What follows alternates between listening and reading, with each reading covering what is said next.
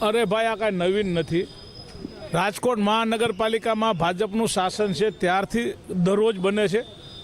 પોતાના બનાવે છે, બીજાના બનાવે છે, ઉઘરાણા કરીને બનાવે છે, પોતે એનું મેનેજમેન્ટ કરે છે. તમે જ્યાં સુધી બાંધકામ બનાવી નાખો ત્યાં સુધીની જવાબદારી મારી, એવી જવાબદારી લઈને રાજકોટના કોર્પોરેટરો, આ તો મેયરનું આવ્યું છે, રાજકોટના કોર્પોરેટરો અને ભાજપના પદાધિકારીઓ સહિત તમામ લોકો આ કામ કરે છે. વર્ષોથી કરે. અમે કાયમ રાડો નાખીએ છીએ, બરાડા પાડીએ છીએ, પણ લોકોને સમજાતું નથી. નાના માણસો જે સાચા લોકો છે, જે લીગલી પ્લાન પાસ કરીને આવે છે, એને 1 ફૂટ જમીન કદાચ વધારે મપાણી છે તો એની માથે કેસ થશે, એને ડિમોલેશન થશે, એની પાસેથી પૈસા વસૂલ કરવામાં આવશે, હપ્તા ખાવામાં આવશે.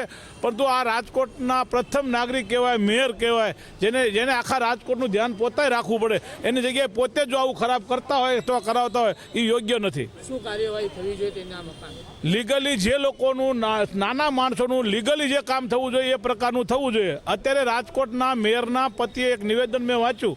નિવેદનમાં એવું લખ્યું છે કે અમારી પાસે આજ સુધી પૈસા નહોતા એટલે અમે બાંધકામ નથી કર્યું. તો શું મારો સીધો સવાલ છે, રાજકોટના મેયર બન્યા પછી પૈસા તમારી પાસે આવી ગયા છે? શેના પૈસા આવ્યા છે? અત્યારે બાપ દાદાની જમીનમાં તમે આજ સુધી બાંધકામ નથી કર્યું, હવે તમે બાંધકામ કરો છો, એનો અર્થ એ છે કે તમારી પાસે મેયર બન્યા પછી પૈસા પણ આવી ગયા છે અને સત્તા પણ આવી ગઈ છે. દરેક અધિકારી, ટાઉન પ્લાનિંગના દરેક અધિકારીને વ્યક્તિગત પૂછો, એના વિભાગ, એના વોર્ડના નહીં પણ દરેક અધિકારીને ખબર હોય, કારણ એ અંદરો અંદર નક્કી જ હોય છે કે આ લોકોનું બાંધકામ ચાલે, આપણે ધ્યાન રાખવાનું, અને એ રીતે ધ્યાન રાખીને બનાવી રહ્યા છે.